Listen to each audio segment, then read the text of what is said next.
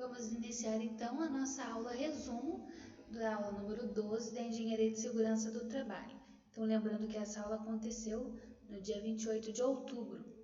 A gente verificou então que dentro da Engenharia de Segurança do Trabalho, a gente tem algumas normas que podem ser verificadas. Hoje a gente viu a 27, que é o registro de profissional, a 28, que é a fiscalização de penalidades, e 3, que é o embargo ou interdição.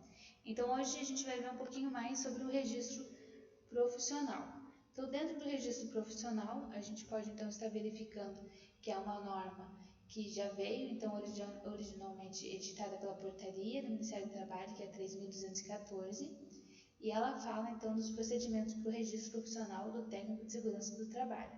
A sua publicação, ela fundamentou-se no artigo 200 da Constituição das Leis do Trabalho, que conferiu competência do extinto Ministério do Trabalho para estabelecer as normas regulamentadoras em segurança do trabalho. Então, a gente tem aqui essa diferenciação. No primeiro momento, quando o estudante sai da faculdade, então ele é considerado qualificado, ele tem todas as qualidades e conhecimentos, porém, o habilitado para poder assinar projetos, ele apenas vai ser quando for então registrado no CREA. Isso vai então estar de acordo com as suas atribuições por área, então não são todos os projetos que ele pode assinar, ele tem que verificar se ele realmente tem as atribuições necessárias. Dentro da importância da engenharia, que ela é de grande importância, estão ligados à sociedade moderna e à segurança do ser humano nos diversos espaços construídos, que pode ser considerada uma engenharia social, pois que depende da vida do homem e da sociedade. Então, o engenheiro não é necessariamente aquele que possui os conhecimentos de todas as áreas, mas ele pode ser especializado, ter se aperfeiçoado em alguma coisa. Além disso, ele deve aprender a trabalhar em equipe, sempre interagir com os outros profissionais, desenvolvendo uma comunicação mais efetiva dos seus conhecimentos. As engenharias são divididas em 25 especialidades, a gente pode agrupar em 8 áreas. Primeiro, a extração, processamento e uso dos recursos naturais, infraestrutura e urbanismo, máquinas, mecanismos, manufatura, energia térmica e mecânica, processos químicos de alimentos, de tecnologia, de materiais e de energia nuclear, eletroeletrônica, computação, iluminação, instrumentação, energia elétrica e magnética, aplicações para sistemas biológicos, saúde e segurança e também aplicações militares. Mas como que vem o histórico dessa legislação? Então, já em 1930, teve o desenvolvimento da engenharia no Brasil, que estava demandando de profissionais especializados. Na época, tinha poucos engenheiros brasileiros que estavam, então, concorrendo com os profissionais não formados. O pagamento dos altos salários ao estrangeiro também trouxe protestos, eles se sentiam incomodados porque quem era estrangeiro recebia mais do que os engenheiros nacionais. Então eles fizeram essa ligação entre eles, como se a gente pudesse indicar que hoje seria um sindicato, onde pode estar discutindo sobre a situação, para que houvesse então uma melhoria, uma valorização da área. Então temos o CREA com FEA, que vem para garantir esse espaço dos profissionais brasileiros. Nesse caso foi criado o CREA Confea, lembrando que o Confea é no setor federal, enquanto o CREA já é mais voltado à ala regional.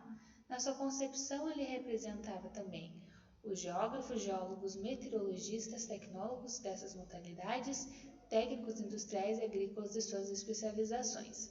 Então, o Confea significa o Conselho Federal de Engenharia do Brasil, então é a nível de Brasil mesmo, enquanto o CREA é o Conselho Regional de Engenharia e Agronomia. Nesse caso, o Conselho Regional é voltado para cada um dos estados. Lembrem que, se a gente vai fazer um trabalho em outro estado, então eu também tenho que fazer a liberação do CREA para poder fazer RT naquele estado em específico. Então, tem CREA São Paulo, CREA Rio Grande do Sul, CREA Paraná, CREA de Minas Gerais, Goiás e assim por diante. Então, aonde você for fazer um projeto e que deseja estar assinando o projeto, assinando RT, deve-se ter, então, um registro também daquele determinado local. Aqui a gente tem uma foto da carteirinha, como que ela é normalmente, tem uma abrangência regional, cada estado de federação também pode ter alguns estatutos específicos. Então, resumidamente, fez o seu registro, então você aí sim chega a ser considerado habilitado. Quando você faz os projetos, é importante ainda que você esteja demonstrando que você o fez. Então, uma forma comprobatória, além de contratos, é você fazer a emissão da RT, que é uma anotação da responsabilidade técnica. Então, ele se responsabiliza pelo trabalho que foi feito. Ela serve, então, através das resoluções 1025 de 2009 e 1043 de 2012, e no seu artigo 1 fala que todo contrato, seja escrito ou verbal, para execução das obras, prestação de qualquer serviço profissional referente à engenharia e agronomia, fica sujeito à ART. A ART é importante porque permite que a sociedade identifique quem que é o responsável por aquele empreendimento, também em caso de acidentes e também sinistros, quando tem uma perda total, a ART vai identificar individualmente quais são os profissionais responsáveis, auxiliando então na cariação dos responsáveis junto ao poder público. Além disso, ele vai estar garantindo os direitos básicos que são estabelecidos no Código de Defesa do Consumidor. A importância também da ART para o profissional é que ela garante seus direitos autorais, então ele pode indicar que realmente foi ele a ideia e funciona como um contrato de trabalho e de prestação de serviço. Então ele mostra que realmente o valor que lhe é devido pelo contrato deve ser pago, porque foi ele mesmo que realizou. Então a ART ela também é feita após a finalização do trabalho, então é uma comprovação de que foi realizado o serviço. A ART também define os limites de responsabilidade de cada serviço profissional, viabiliza o acervo técnico e toda obra, serviço ou projeto, particular ou público, além da responsabilidade estabelecidas no contrato, pode acarretar outras para o executor, por autor do projeto, fiscal, consultor, proprietário de administração. As responsabilidades a gente divide em duas, legais e extracontratuais. Então, são decorrentes da lei os fatos da obra e da ética profissional. A responsabilidade técnica, que foi então assinada pelo engenheiro, é de exclusividade do engenheiro. Não adianta colocar a culpa ou tentar jogar a responsabilidade de algum determinado dano ou acidente para pedreiro, eletricista, carpinteiro, encanador, mecânico ou outros operadores de máquina. A responsabilidade mesmo é devida então ao engenheiro, inclusive ele que está assinando a obra. Também dividimos as responsabilidades em duas. Temos a responsabilidade civil, que é então sua responsabilidade com a sociedade, obrigação de reparar um dano, e temos a responsabilidade penal, então legalmente, tudo que está então definido como uma lei como crime ou contravenção, essa infração então também sujeita o autor e o coautor às sanções. Então reclusão, detenção, prisão, multa ou terra restritiva do direito da sua atividade. Então ele não pode mais executar o trabalho na sua área, por exemplo, em alguns casos. Então, é cassada a sua habilitação, né, seu registro dentro do CREA. Dentro das responsabilidades civis, a gente divide pela perfeição da obra, você quer entregar o trabalho com a maior qualidade possível, utilizando os materiais que foram prometidos, com a solidez e segurança da obra do serviço, por danos a terceiros administrativos, éticos e trabalhistas, como é o caso então, de estar pagando os funcionários de maneira adequada. Dentro das responsabilidades penais, a gente já entra no quesito de incêndio, explosão, desabamento, desmoronamento, inundação, uso do gás tóxico, difusão de doença ou praga. Posteriormente, na legislação ou serviço profissional, a gente tem então aqui algumas das leis que relatam então as responsabilidades, direitos e deveres que os engenheiros têm. As profissões ainda são divididas dentro do sistema do CONFEA e do CREA, que são engenheiro, engenheiro agrônomo, arquitetos, geólogos, geógrafos, meteorologistas e também tecnólogos, técnicos industriais, técnicos agrícolas a nível médio. Depois, verificamos então que quem regulou os exercícios da profissão do engenheiro, do arquiteto e do agrimensor é através do decreto número 23.569, que é o CONFEA. Temos ainda a Lei 6.496, que institui a ART, a anotação de responsabilidade técnica na prestação dos serviços que foram realizados. E no seu primeiro artigo, ele fala que todo contrato, seja ele escrito ou verbal, para a execução de obras e prestação de serviço, fica sujeito à ART, então tem que fazer esse documento. Depois da norma, então, 27, que a gente viu o registro profissional, agora é norma 28 de fiscalização e penalidade.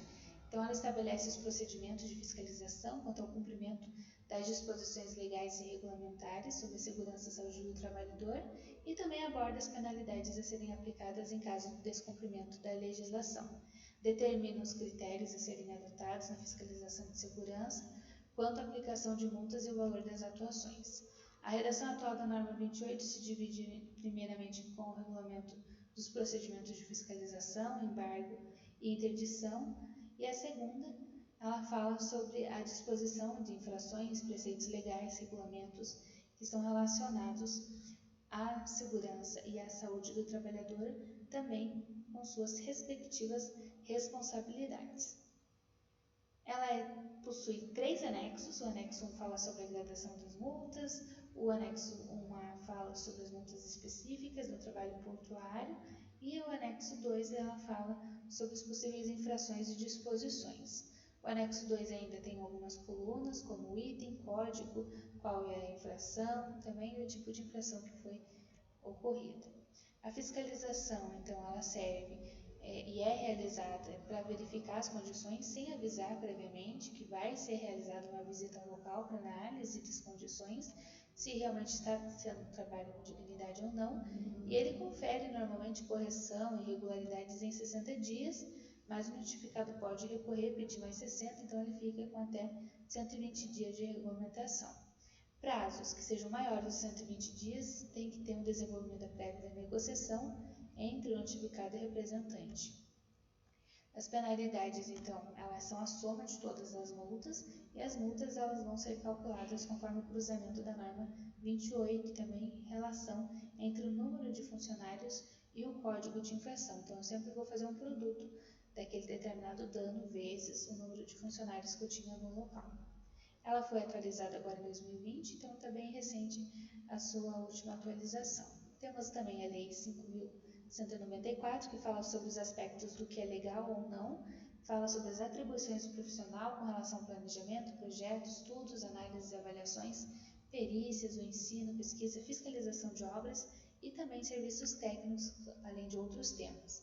Dentro do seu artigo 71, ele fala sobre a gravidade das faltas, então como que é as suas dimensões, desde o menor para o maior. Então a gente tem no começo uma advertência reservada, uma censura pública, depois vai para uma multa, aí pode acontecer também uma suspensão temporária do profissional ou até o cancelamento do seu registro. A ética também ela tem uma própria resolução, que é a 1002 de 2002, e vai falando então sobre as características que, como nós comentamos, que é de não fazer contra outrem aquilo que não gostaria que fizesse com você, e mesmo que não estejam vendo, então tomar as melhores atitudes, as mais corretas, e que seriam também as medidas mais justas. Depois, para finalizar, a gente viu a norma número 3, que fala sobre embargo e interdição.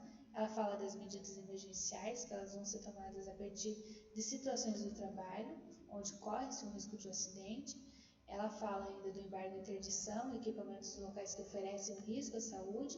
E depois, então, a gente tem um agente de inspeção, vai então até a autoridade regional, determinando se vai realizar o embargo, seja parcial ou total, e a interdição, ambos podendo ser totais ou parciais.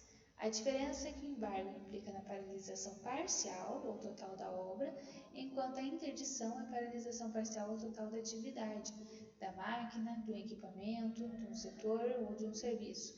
Então a interdição é menor, às vezes é só com relação a um setor, já o embargo é o pior de todos, porque ele realmente para toda a obra, não em casos específicos apenas.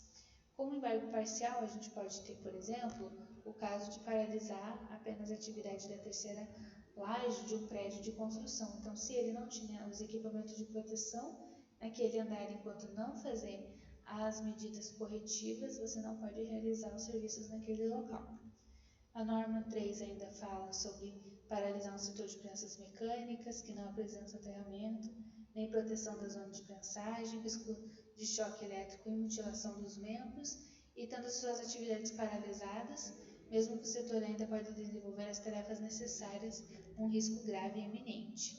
Então a gente tem o CRTE, que é a Superintendente Regional do Trabalho e Emprego, que pode interditar e embargar o estabelecimento, ou máquinas, setor de serviços, entre outros, que podem trazer algum risco grave ao trabalhador. No entanto, a competência para impor de levantar a paralisação de serviços está sendo realizada pelos auditores fiscais de trabalho, que seriam então os AFTS. Uma situação de risco grave, por exemplo, determinará a aplicação imediata das medidas de urgência. Então, a gente tem riscos como toda condição, situação de trabalho que pode acontecer ao trabalhador. Além disso, o prazo máximo para interpor um recurso é de 10 dias corridos. Então, tem que ir até a Coordenação Geral dos Recursos da Secretaria de Inspeção do Trabalho e protocolar mais próximo, então, esse recurso. Não tem um efeito suspensivo, o fato de você fazer, mas ele tem que, então, esperar até que, então, a Secretaria de Inspeção do Trabalho conceda realmente esse efeito de suspensão. Se a empresa tem uma máquina interditada, durante a ação ele pode arrumar e depois retornar, mas cabe lembrar que os empregados recebem seus salários como se estivessem trabalhando. E é necessário ficar atento à norma para que esteja tudo conforme as exigências. Quanto mais qualidade ao serviço tratado, a gente evita transtorno, evita acidente e riscos à integridade física. Então, essa foi a nossa aula resumo. A gente finaliza as normas, depois a gente vai ver aspectos mais práticos da segurança do trabalho, inclusive algumas questões de provas de concurso, para que a gente possa então estar colocando o nosso conhecimento, tudo que a gente aprendeu durante esse período, e também vou estar disponibilizando para vocês um questionário que é aquele nosso trabalho para se preparar para a prova. Agradeço a atenção de todos e em caso de qualquer dúvida eu fico à disposição.